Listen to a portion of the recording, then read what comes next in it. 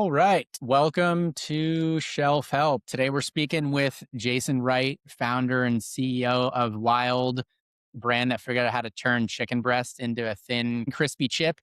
Um, prior to Wild, Jason started Feed Granola, I think in New York City back in early 2000s, scaled it up a bit as kind of probably his first kind of foray into CPG to a certain extent. Eventually moved out to Boulder, started tinkering with some meat-based snacks that I think at the Colorado State Meat Science Department, which I want to dive into a bit. Uh, and then eventually had kind of a eureka moment that I think ultimately led to the Wild product. And I think since I think about 5 years or so, grown to mid 8-figure business across 20,000 plus doors, in the process of building out a really big facility, which we're going to touch on. Yeah, really great journey. Really excited to dive into it. Yeah, Jason, maybe just first off, just for maybe the listeners that aren't as familiar with Wild, I'd love to just get quick lay of the land just in terms of kind of the origin story, why behind the brand, core products in the lineup, and then we'll take it from there. Yeah, man. Adam, listen, first, thank you for having me. It's a pleasure to be here. Yeah. So where do we start? Wild. So you touched on a little bit of my background with Feed Granola. Launched that granola company 2005 in New York City. It was really the first time I'd been introduced to health food was when I lived there. And I kind of just got fascinated with how health food and clean eating made you feel good. So I launched granola. I learned a lot, didn't have a lot to show for it. But it really is what led me to Wild. And just at a, high level, Wild was born at the bottom of a potato chip bag. I was eating a bag of potato chips one night. I love potatoes. I love French fries, but I hated the way they made me feel afterwards. And it wasn't from like a physical, like, or from a, it wasn't how you looked. It was more about, it literally made me feel, and all carbs make me feel like this, like I'm on some type of drug, like I just don't have a clear head. And so I wanted to replace the potato with chicken breast. And I kind of made that my mission because I've always done well on a high protein, low carb diet. I should really say a lifestyle. I've been doing this for, I don't know, 30 years now. And so that was the birth of Wild, the idea. I started tinkering around with like ways of how I thought I could do it in my kitchen. Um, and then I got introduced to Colorado State University there in Fort Collins. And JBS had built them a big meat science kind of lab. And I started going up. I made a connection there with the dean and some of the professors, and I started going up and paying to use the lab. Some of the students would help, and we just started working on how would we bring Wild from an idea to a reality. And we can go deep as you want to go, and there's a lot of twists and turns, and but that's really at the high level of how we got started. Diving into the formulation and R&D stuff a bit more, I think like original product actually wasn't a chip at all. It was like a jerky grain seed protein bar-ish that didn't quite hit the mark. Assuming I got that right, like how long did you give the bar before you decided to scrap it? And like, how did you know it was time? Yeah, no, listen, I'm glad you brought it up. I don't always tell the story if I'm just telling it, off the top of my head, but Yeah. if we back up, after New York, I moved to Austin, Texas, and that was really the idea of Wild was in Austin. And there, I was training for a marathon, and I got to taking jerky on my run because as you ramp up in miles, like I needed something to eat, and I still had a love for granola. And so on a run one day, I thought jerky's very hard to eat. You got a package. I wanted something in a bar format. Some people would say, well, that existed, Jay. That's called a stick. But I don't know. I didn't want a stick. I wanted something in my head that looked like a combination of jerky and kind bar. Yeah. That was a lot harder than I thought. Fast forward, we launched Wild as a meat-based protein bar. Epic had hit the market. It's funny because I worked out at a local, now I think it's called Lifetime Fitness, but back then it was Pure Fitness, and it was right beside of Whole Foods headquarter on Lamar. And I was leaving there one day and I'd started working on the bar idea and I was leaving there and they had a little juice bar and they had protein bars in there and there was an animal on a package.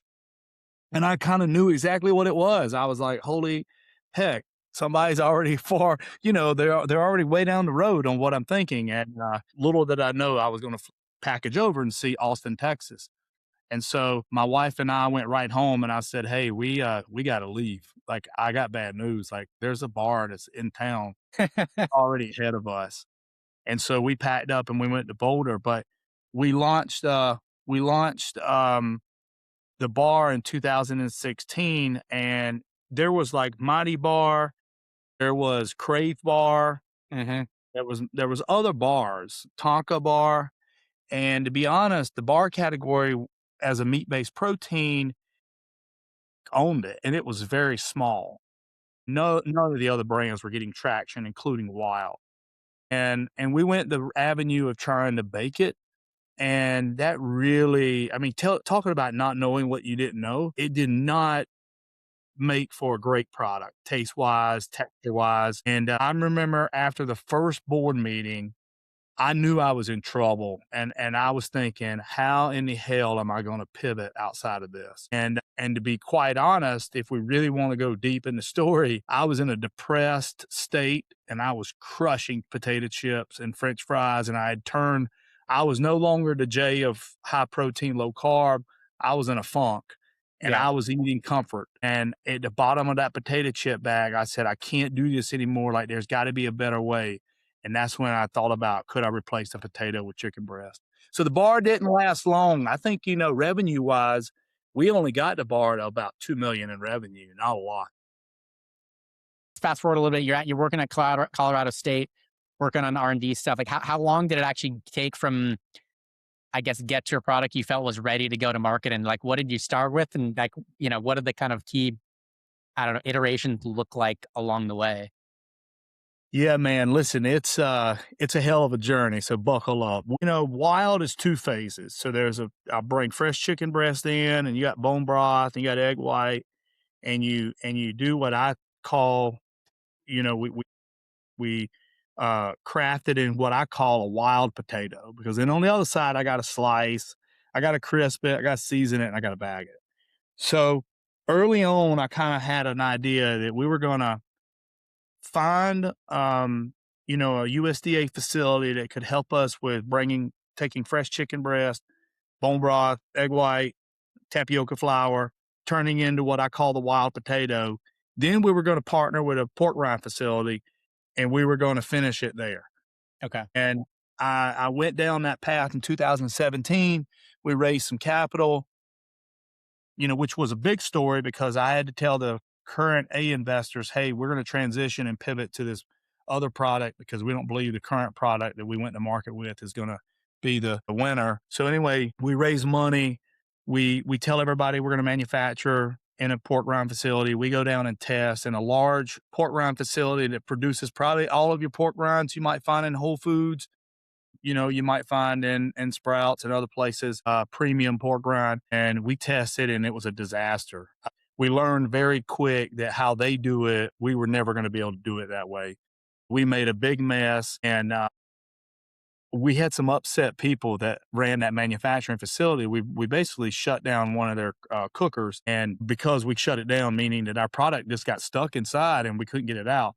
The one thing that we came away with is one of the guys down there named, and I won't name it, but they named a manufacturer of cookers that we should go call ASAP.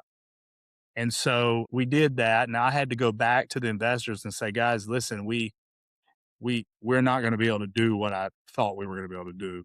We're going to have to do this ourselves. And so we, luckily I had a group that was bleeding the idea. Right. And so we go to the name of the manufacturer. We sat down with them out in California, outside of Oakland, and we go through what I wanted to accomplish.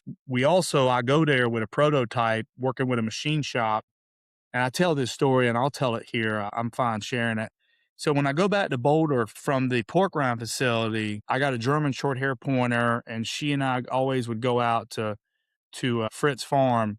We would go out to she would run out there, and anyway, we were going out, and it's about 30, maybe 20 minutes outside of Boulder. And long story short, we stopped at a light. There happened to be construction going on beside me. There was bulldozers going up and down. They were going to expand the highway. And as I was watching that track, I had an idea. So I go to a machine shop. I ask them to create something. I take it out to this manufacturer, and I said, "I'm trying to do this inside of one of your cookers." And that led me to building our first piece of equipment, which today we have a patent. So, Oh, that's awesome. That's very cool. yeah. You just built, are in the process of building, or maybe about to finish up now building 100,000 plus square foot facility. You're going to be making a whole lot of wild chips. A lot of CPG founders and operators and investors or whatnot would probably tell brands to not vertically integrate this early, probably try to lean on co-packer as long as possible, not, invest a lot of your capital in the CapEx, that kind of stuff. Obviously, you're decided to go a different route. Obviously, it seems to be working really well for you guys. So for like, I guess, what were the key factors that push you to build versus go the co-packer route at the current stage of the business? Well, you bring up a lot of great points. I'm gonna take us back to after the pork rind facility. So we do go into a co-man. So we built our first piece of equipment, and exactly what you just brought up. We were not ready to go do it ourselves. We did not have that on our radar.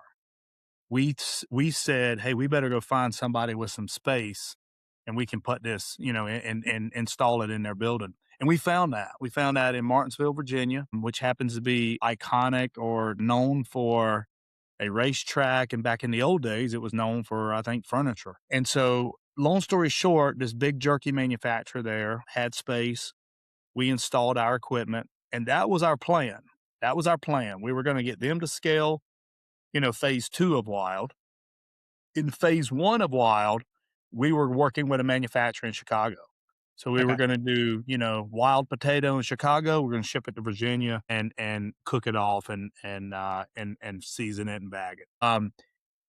It was so much technology and stuff that we were learning and new ways of doing something that we were showing everybody. And they were working with ConAgra, they were working with Tyson, they were working with Crave, who was owned by Hershey at the time. And our secrets were getting out very fast. Okay. And we this was all new,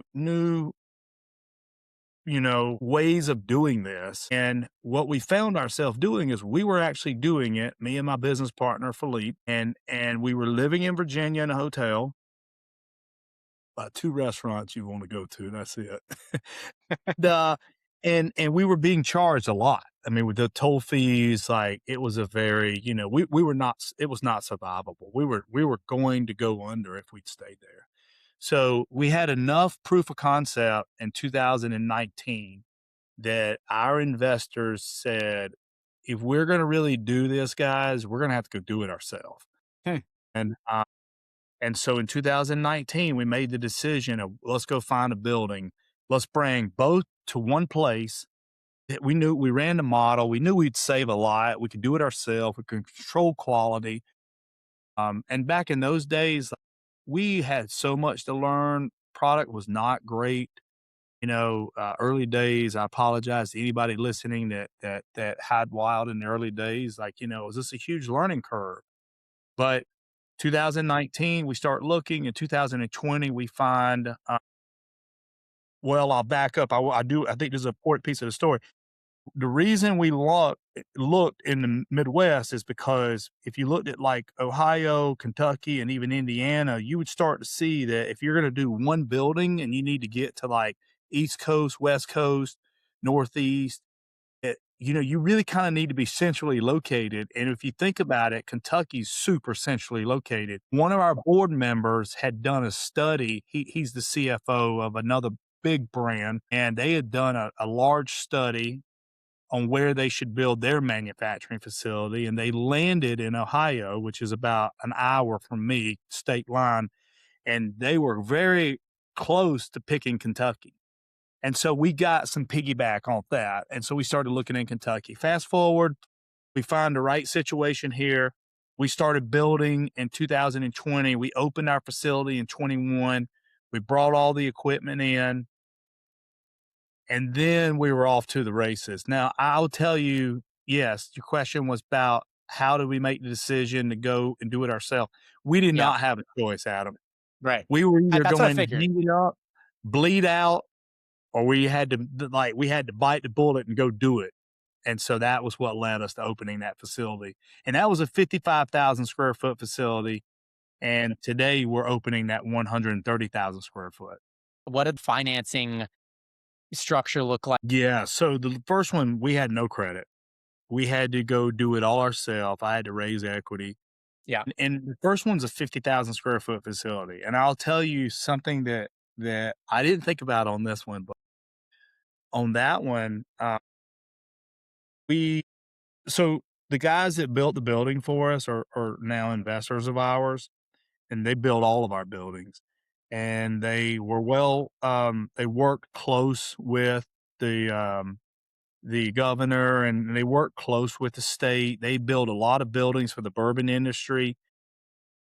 But the beauty of doing it in 2020 was we were in COVID and no one was coming around.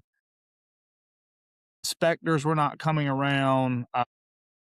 Inspectors. So what I'm saying is that we built the building. We got everything up to code. You know, we worked with major mechanical and electricians, but we didn't have any like ropes. We just built it quickly. We were in it.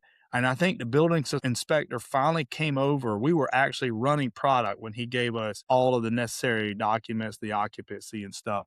And so fast forward to this time around, we had to go through the whole 9 yards, submit drawings, you know, and it's a much more sophisticated build out. But we had a huge learning and we had some roadblocks and some redos, and that just cost us time. But back to your question on the finances, this time around we had some credit, you know, Wild's north of 100 million.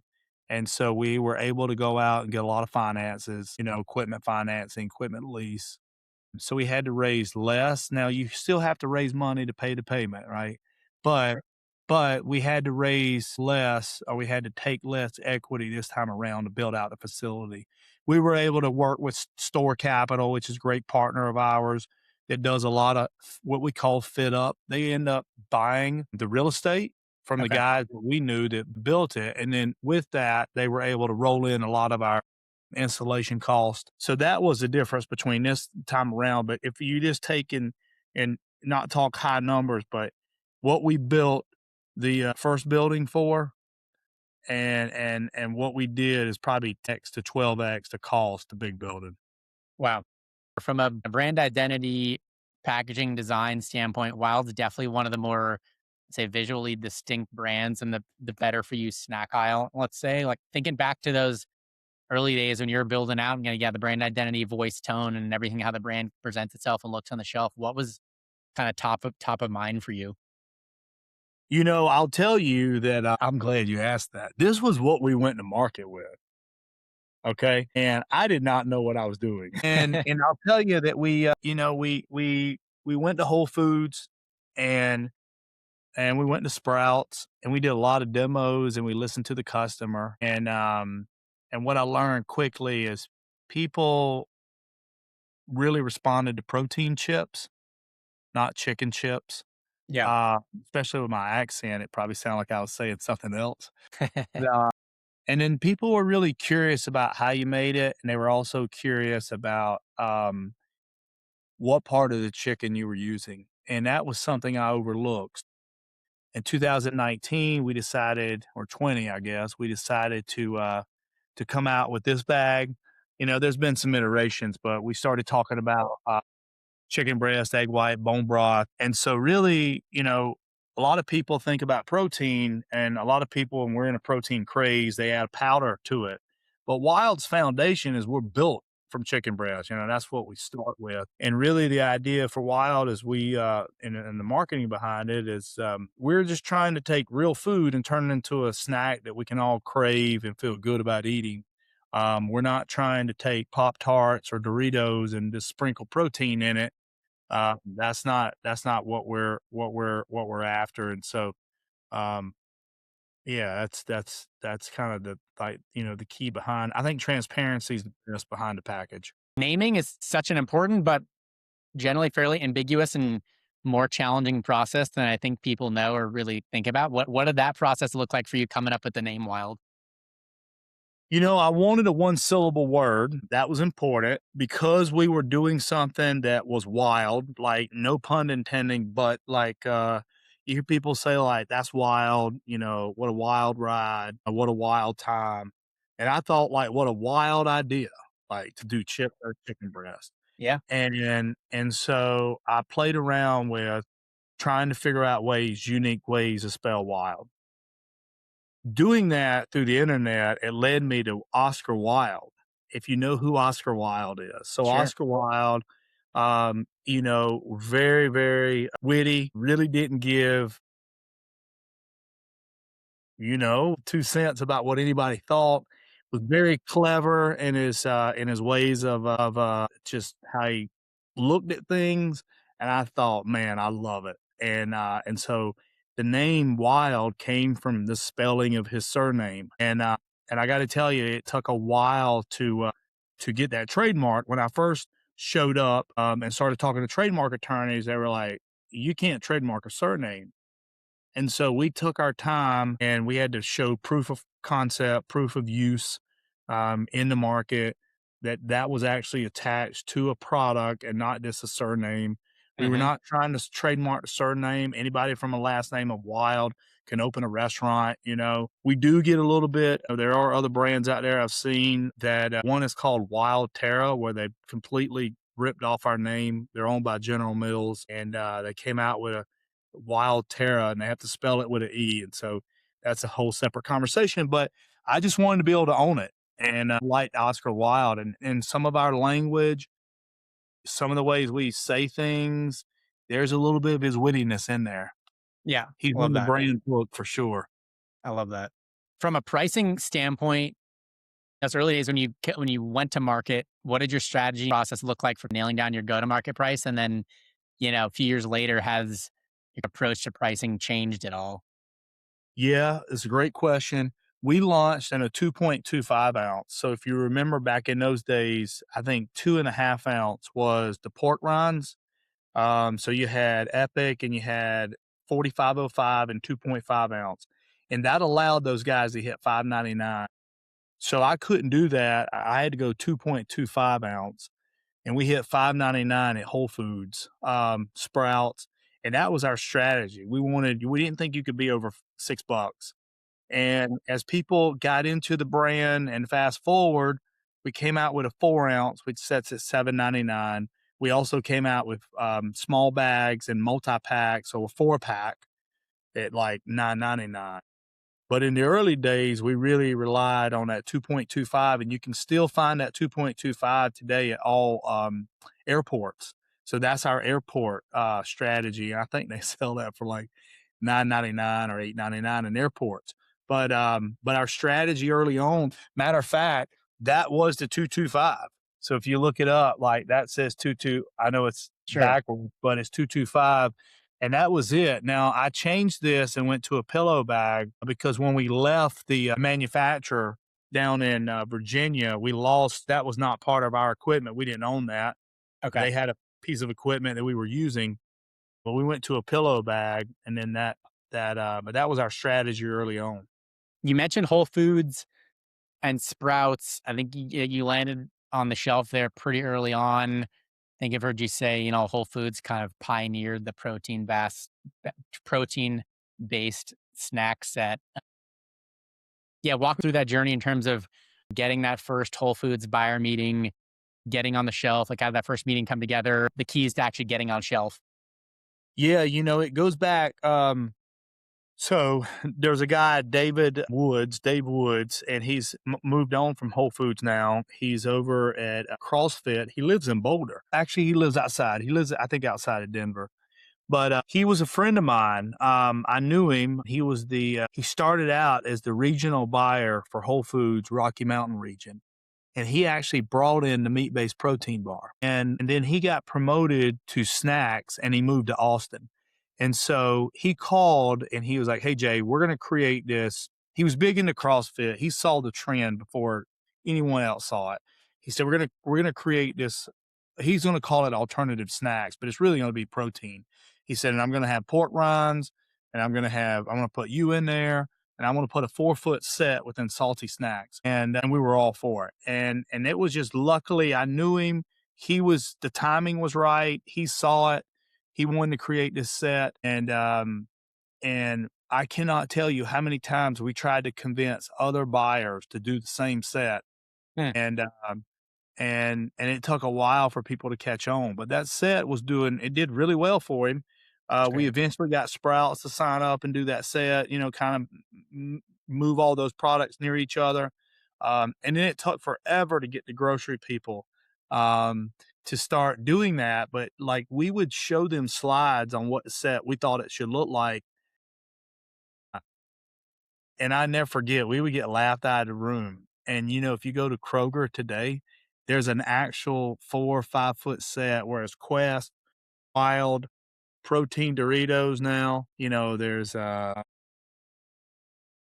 Simply Hmm. Protein. So there's 5 or 6 items that are now part of this protein set.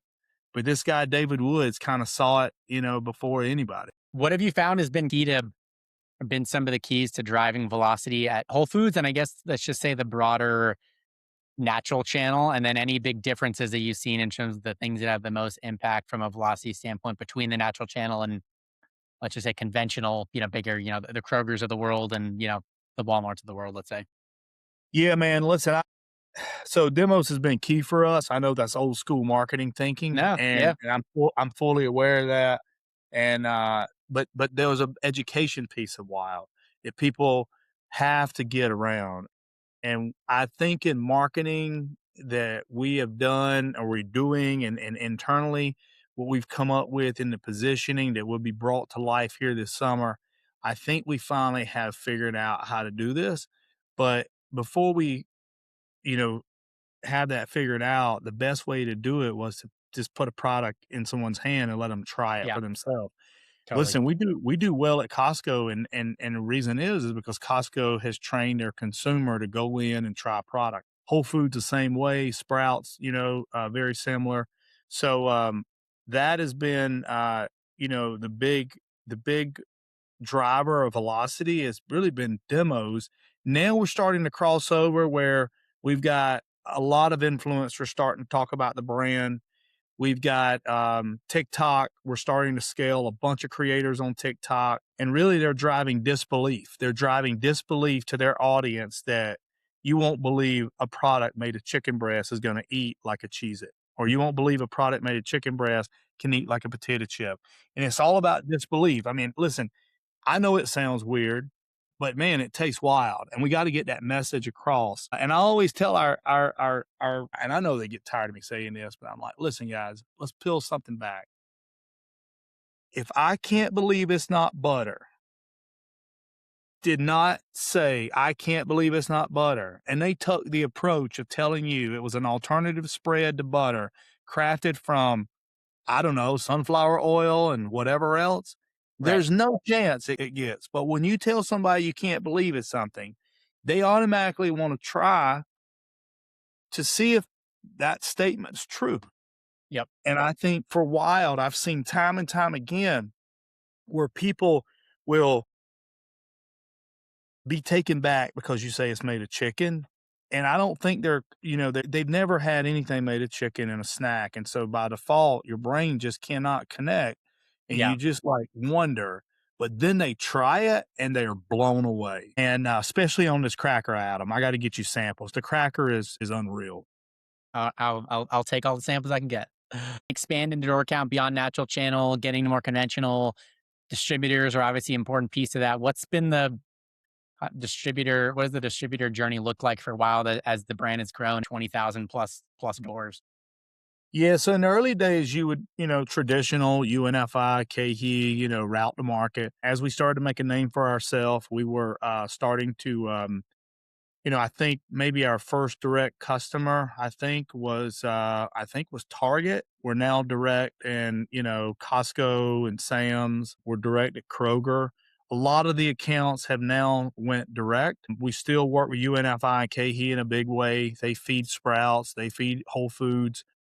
Actually, on the West Coast, most of our business in Kroger is serviced through distributors, where on the East Coast, it's direct. There's different warehouses they have, East versus West. But, we have our commercial team now is about 50. Of that, I would say that 15 is our sales team. And we've started to build a really great team. The whole team's great, but we've you continue to build out. I remember when it was just me and Philippe and my wife, and we were trying to, she would go in and be making boxes that we were going to ship to Amazon, and Philippe and I'd be running the product, and now to grow and have 180 people at the facility, close to 200 now, and then 50 on the sales or the commercial team. It's man. What does your approach to product roadmap strategy look like? And what does the journey or process look like that leads to the decision to ultimately bring a new SKU to market? Hey man, you did your homework. I like that. Listen, I learned a valuable lesson on that pork chip. So we launched a pork chip in 2021.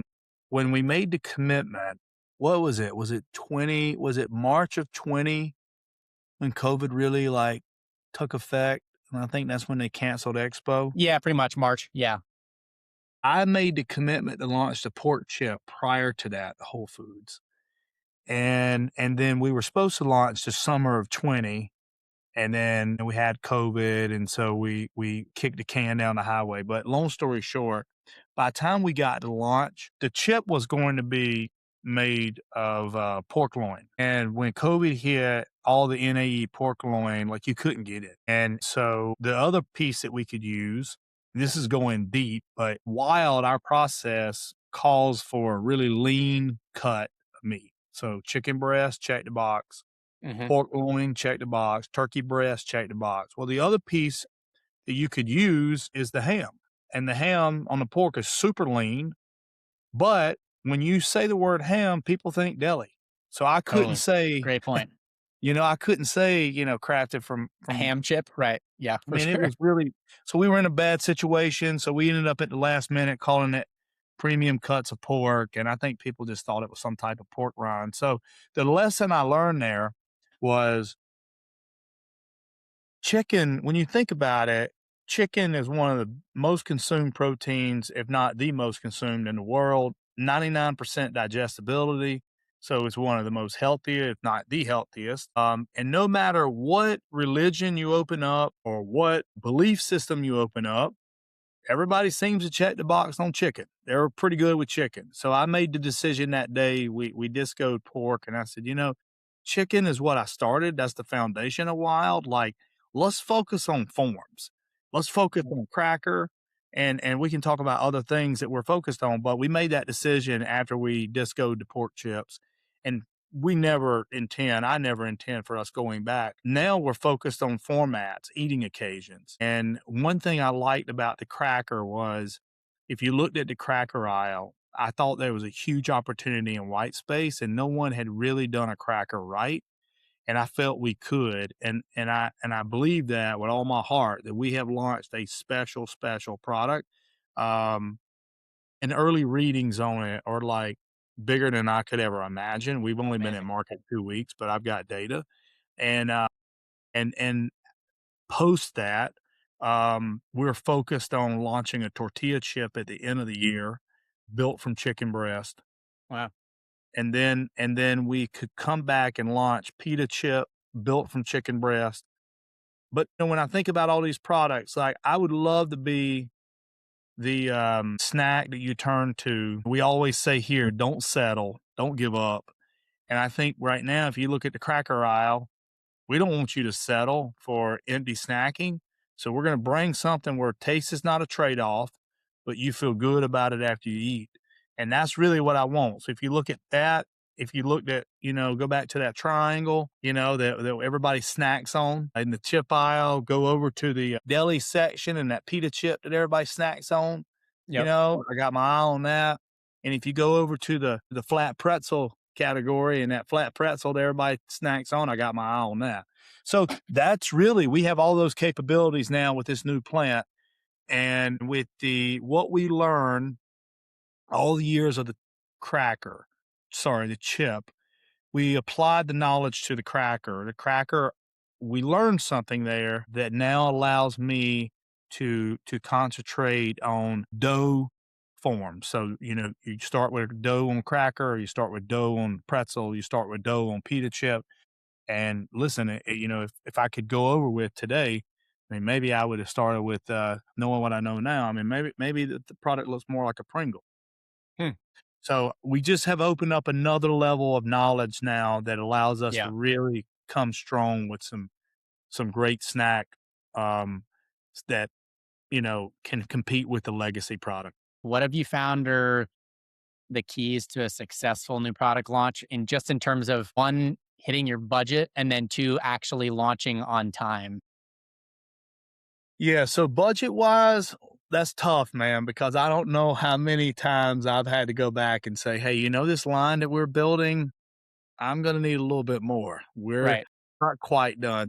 Budget wise, I think some of this stuff so new technology. You don't know what you don't know as you're putting this together. You're installing it, and I'll give you an example with the cracker. You won't know this until we get there. I didn't know it until we actually ran it in real time. But we have some timing issues, and what I mean by that is, the cracker coming out of the oven, trying to go into a slurry, the way we flavor it, um, which is olive oil and seasoning, by the way. It was a big deal for us to not to do something with olive oil. But if you have any stoppage downstream, maybe they're not sheeting right or something's going on, what you learn is you need an accumulation area, kind of like a dam. You need to build up a big quantity. So when Hmm. you let the dam open, you can just start a steady flow feeding through the seasoner and feeding through the baggers, and all this can be steady Eddie. And we did not think through that well. And so that was something that, kind of bit us and we're working through right now. But what was the second part of that question? Or just in terms of other than budget, it's like the key is to actually launching on time, because it seems like oftentimes that doesn't happen. Yeah, and that didn't happen this time. So basically, we were going to be in market. We had told everybody we'd be in market right after Expo, and we were the last piece of equipment coming from Europe was a little bit late. And there was we thought this was going to be the easiest piece of equipment to one install, and then two get up and running. And it turned out that that was the hardest piece. Hmm. And we had some PLC problems, like out of our control, where I don't know if something got damaged in shipping from Europe, but we had some PLC problems, and this is not like equipment that's off the shelf. And so manufacturer had to scramble, get us up and going. That went through like 4 weeks of back and forth. Finally, we started running, but we learned that, we have a dough that has chicken breast and bone broth in it, 4 cheeses. We had sticking issues. So long story short, we end up launching in May. We're a month and a half late. We're working with all the retailers trying to explain our problems, but I get it. Those guys are got a hole in the shelf. So it's that's been a challenge. Everybody's working with us. I would tell you, once we get it on shelf, trial is being driven a lot by demo right now. Hmm. There's a big campaign coming in the summer with a lot of influencers that'll hopefully drive it, but right now in the early days, the quickest we could do is demo. So you'll see demos at Costco, you'll see demos at Sam's, you'll see demos at Whole Foods and Sprouts. Yep.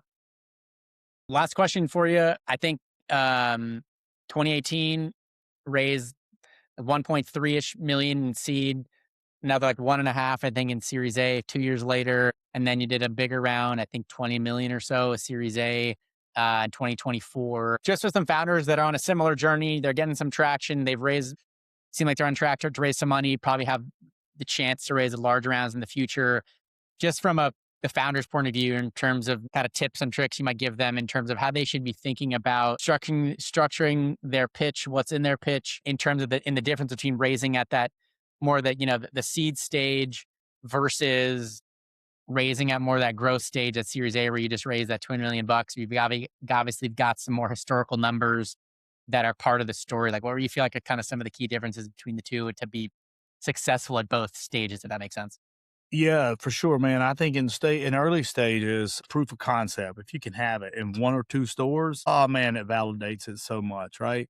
I think that's so important. And I'll tell you one way to get there is we opened up a note and because we didn't get the valuation we wanted, we opened up a note with a cap and we had early people invest in it, and then that converted into the big round. But what it did is allowed us to get some proof of concept. Now, listen, that was on the bar, and I look back, and I don't know how we raised money on the bar. I think Epic was hot at the time, Meat Sticks was hot.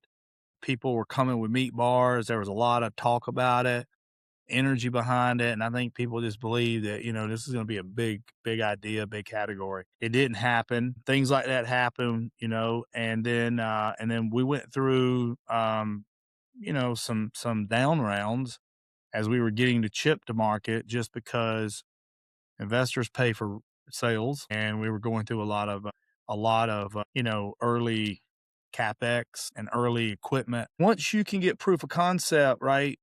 People can see that it's being pulled from the shelf. That's a easier sell. Then if you really need to raise a large amount, I think you need to really think about the TAM, the total addressable market. I think you need to really think through. We think about this all the time.